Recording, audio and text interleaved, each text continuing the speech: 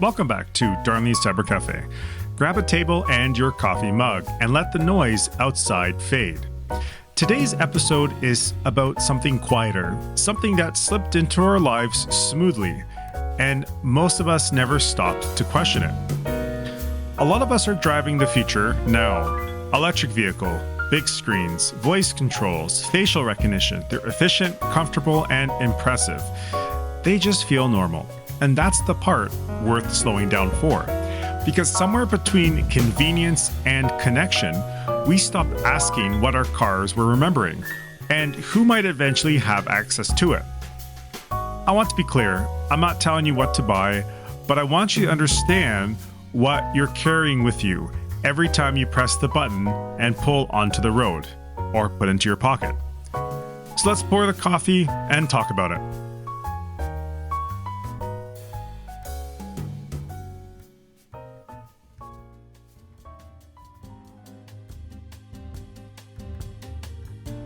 When most people think about privacy, they think about phones, apps, browsers, social media, cyber breaches. Cars don't usually make the list. But modern electric vehicles aren't just vehicles with computers inside them. They are network systems, rolling sensor platforms, microphones for voice commands, cameras inside and out, biometric driver profiles, GPS logs that remember where you go, when you go, and how often. Phones sync automatically. Contacts upload. Messages pass through. Software updates happen quietly, in the background and over the air. And most of this is not malicious.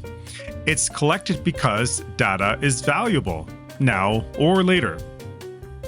A single drive does not mean much. But months of routes do. Years of routines do. Patterns always matter more than moments. Social profiles get written here. Your car does not just know where you went, it learns how you live.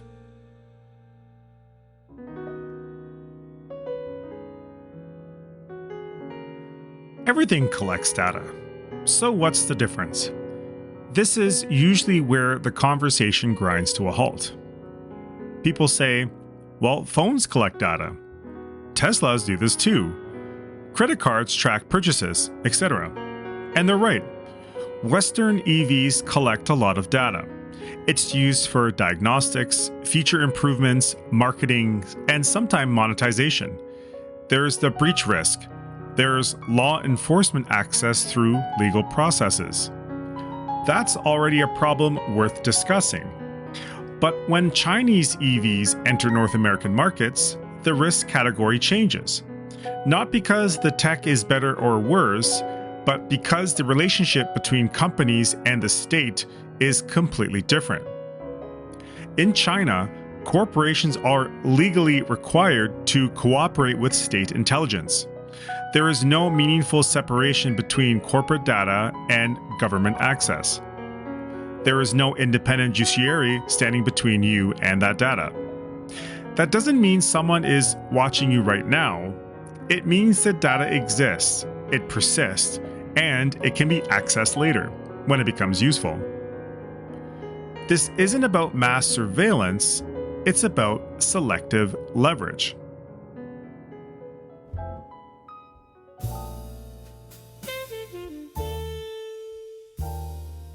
A lot of people shrug this off by saying, quote, I'm not important, or quote, who cares? That's the wrong metric, and that's also the wrong mindset to have. You don't need to be important, you need to be predictable. And as human beings, this isn't too difficult to figure out. So your car sees where you work, where your kids go to school, your gym schedule, late night stops, weekend routines, who rides with you, what devices connect, and what gets said when people think they're alone.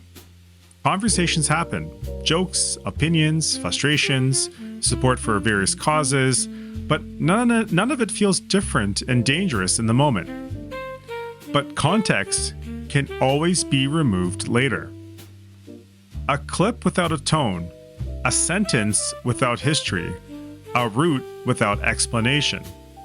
Data does not need intent, it just needs a place to live. Where people get uncomfortable, and understandably so, most data feels harmless until the environment changes. Political tension shifts, diplomatic relations sour, public sentiment turns. You post something, you support a cause, you associate with the wrong people online, and suddenly things feel different. Not dramatic, not obvious, but subtle.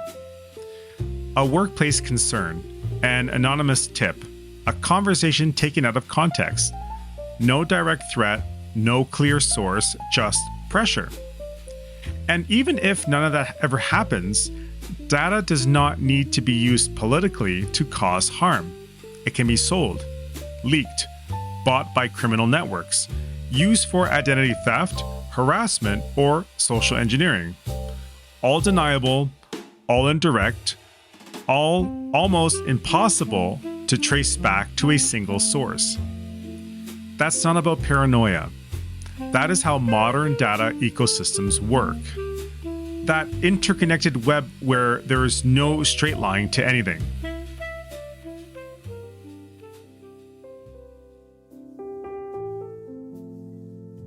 I'm sure you're wondering, this sounds scary. How do I deal with this? So let's focus where we can bring control back to you right now. You don't need to give up your car or tape over the camera's lens. You don't need to panic, but you should be intentional. Number 1, turn off what you don't need.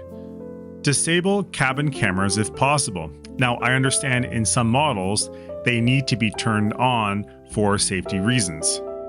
Turn off voice assistants. Disable driver monitoring and personalization features. I say, convenience features are often surveillance features with better branding.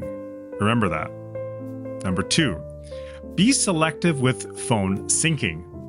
Don't upload full contact lists. Avoid message syncing. Turn off auto Bluetooth pairing where you can. Treat your car like a shared space, because it is. Number 3, limit cloud dependence. Opt out of analytics programs.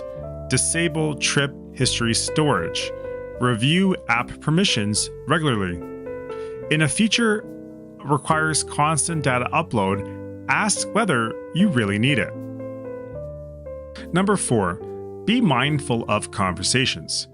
No sensitive calls in the car, no private meetings, no legal, financial, or political discussions. If you wouldn't say it in a boardroom, don't say it in a vehicle filled with microphones. And number 5, push for better standards. This isn't just a personal responsibility issue. Policy, regulation, and transparency matter. Don't just buy one. Can be a real choice until it stops being a choice in the future. By pushing your government to hold better standards themselves, pipe dream, I know, but pushing for better standards from corporations and government is key in a better private future.